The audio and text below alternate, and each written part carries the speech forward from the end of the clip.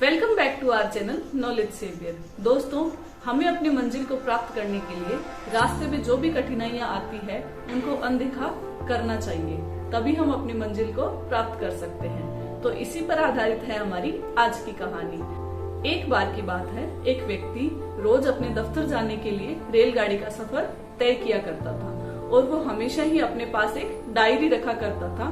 पूरे दिन में जो कुछ भी उसे अच्छा लगता वो अपनी डायरी में लिख लेता था कि उसने आज के दिन में क्या शिक्षा ली। एक दिन वो इसी तरह सफर कर रहा था, उसके सामने एक व्यक्ति बैठा था। थोड़ी देर बाद एक व्यक्ति वहाँ पानी की बोतल बेचने के लिए आता है। सभी लोग उससे बोतल खरीद रहे होते हैं। सामने वाला व्यक्ति भी उस व्यक्ति को अपने पास बुलाता है और उससे पूछता है कि इस बोतल की कीमत क्या है। वो व्यक्ति बड़े ही शालीनता से उसे 20 रुपए बताता है। तो व्यक्ति उससे बहस करने लग जाता है कि बाजार में तो ये बोतल 15 रुपए में मिलती है, फिर तुम 20 रुपए में कैसे बेच सकते हो। इस तरह कुछ देर वो आदमी बोलता चला जाता है, लेकिन बोतल बेचने वाला उसको कुछ भी जवाब न देते हुए मुस्कुराते हुए वहाँ से आगे निकल जाता है। ये बात पहले व्यक्ति को बड़ी ही अजीब लगी। उसने सोचा कि इस व्यक्ति ने इतनी बहस की, इतना कुछ बोला, लेकिन फिर भी वो आदमी मुस्कुराते हुए यहाँ से निकल गया।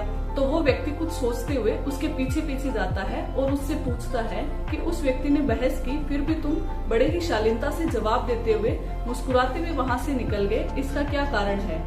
तो बोतल बेचने वाले व्यक्ति ने कहा कि अगर उस व्यक्ति को प्यास लगती तो वो मुझसे कोई कीमत नहीं पूछता, बल्कि पहले पानी पीता और उसके बाद इसकी कीमत पूछता। लेकिन उसे प्यास लगी ही नहीं थी, उसे कोई बोतल नहीं खरीदनी थी, इसलिए वो इतनी देर तक बहस कर रहा था। मैं रोज इस रेलगाड़ी में बोतल बेचने के लिए आता हूँ। लोग मुझसे खरीदते हैं, उसके बाद कीमत पूछते हैं, क्योंकि उनको सच में पानी की आवश्यकता होती है और मुझे अपनी बोतल बेचकर अपना काम खत्म करके घर लौटना है। इसलिए मैं अनर्गल चीजों में अपना समय नहीं गंवा सकता। इसलिए मैंने उस आदमी से कोई बहस नहीं की और वहाँ से निकल गया। उस व्यक्ति को बोतल वाले व्यक्ति की बात अच्छे से समझ में आ गई थी कि अगर आपको अपनी मंजिल को प्राप्त करना है तो कोई जरूरी नहीं कि रास्ते में आने वाली कठिनाइयों को आप हमेशा सुलझाएं, उनको अनदेखा करके भी निकला जा सकता है। उम्मीद करती हूँ दोस्तों, आज की ये कहानी आपको जरूर पसंद आई होगी। इसे अपने दोस्तों के साथ जरूर शेयर कीजिएगा। इसी तरह नई नई कहानियों के साथ मैं आपसे रूबरू होती रहूंगी। तो सुनते रहिए नॉलेज सेवियर, कुछ अनकही अनसुनी कहानियाँ।